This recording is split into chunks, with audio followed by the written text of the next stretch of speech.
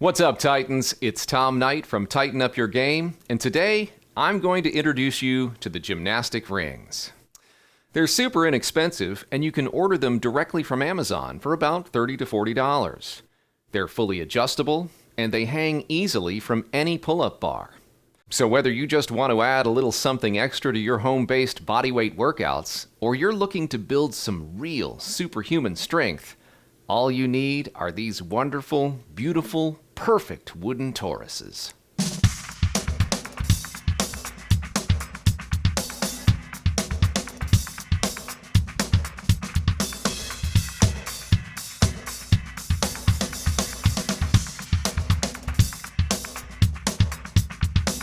If you've never used rings before, don't worry. We're not going to talk about the kinds of acrobatics you normally see in the Olympics.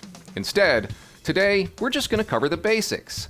3 simple moves that I'm confident you can do right away.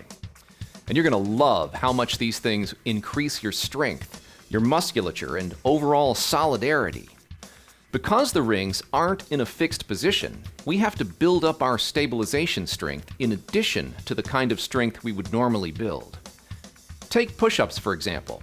The floor never moves, so all we really have to worry about is pushing our bodies upward and away from the floor with good form. On the other hand, with rings, not only are we pushing upward and away from the floor, we are simultaneously having to prevent the rings from flying off in any old direction, which they're likely to do the first time you try using them.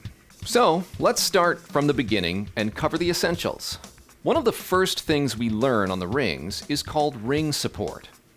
It's just holding our bodies in an upright position off the floor using straight arms, and we typically turn the rings outward so our palms face front. There's no real movement with this exercise other than jumping up into the position. The idea, as always, is to get to the point where you can hold this position for a full minute. But I want you to work your way up to this position by using a couple of easier progressions to help build up your strength first. Lower the rings until they're only a couple of inches off the floor, and sit between them with legs straight out in front. Push downward, lifting your body up while the feet are still on the floor. Once in position, focus on keeping your elbows locked, rings turned outward, and your arms close to your body. The further away your arms get from your body in any direction, the harder this is to hold, so keep your arms close and tight. As you get stronger, move the rings further away from the floor so that more of your body weight is being supported. Eventually, you'll get strong enough to lift your entire body up and off the ground in an upright position. And once you're strong enough to successfully hold your entire body up for at least 30 seconds, then I'd say it's safe to add the second exercise, ring dips. Here, we start in a ring support position, and then we lower our bodies as far down as we can and push back up to support once again, making sure to keep our arms close to our bodies throughout the entire move. And here again, we can use the floor to help us out in the beginning if we lack the strength to complete a full body ring dip. Doing the dips like this lessens the amount of weight we're having to push, and like before, as you get stronger, raise the rings systematically up until you're able to complete a full body dip, and then just start going for reps. Okay, the third and final exercise in this Intro to Rings video is the false grip we need whenever we're hanging underneath the rings. The false grip will feel a bit foreign to your hands the first few times you try it, but believe me, you're going to come to love this grip because of what it allows you to do later as you grow. Things like muscle-ups. Muscle-ups on the rings are nearly impossible without first developing a strong false grip, so we might as well start training this grip right away. You'll want to grab a block of chalk too. This stuff really helps us hold on tight. You can get a pack of 8 blocks for about $15 on Amazon right now, and it lasts forever.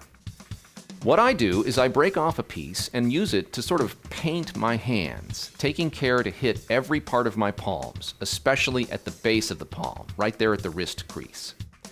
What you want to do is place the outside heel of your palm at the bottom of the ring, and then bend your wrist and grasp the ring like so.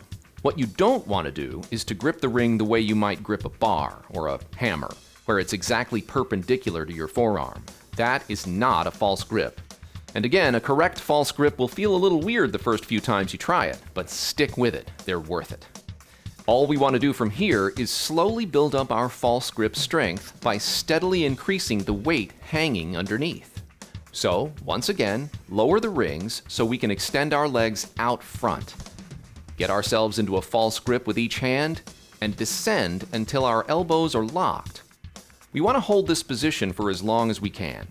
And as we get stronger, we raise the rings until we can hold our entire body weight for several seconds. Again, I like to shoot for a full minute on static exercises like these. If you feel like stepping it up a notch, you can always try doing pull-ups with this grip, as that would be the next step in your false grip development. Just remember, you can always lower the rings and reduce your load doing pull-ups until you build up the necessary strength to do them full body. These are the 3 exercises I used when I first started developing strength on the rings. And they really come in handy, especially when you start doing things like L-sit support holds or L-sit pull-ups or even muscle-ups on the rings. I'm definitely going to cover that one in a future video, so stay tuned for that. Okay, that's it. I hope you enjoyed this video. If you liked it, show me some love by hitting the like button. And by all means, comment below if you'd like me to cover anything specific in a future video. And don't forget to click the subscribe button so you'll never miss any new releases. Okay, see you on the next one.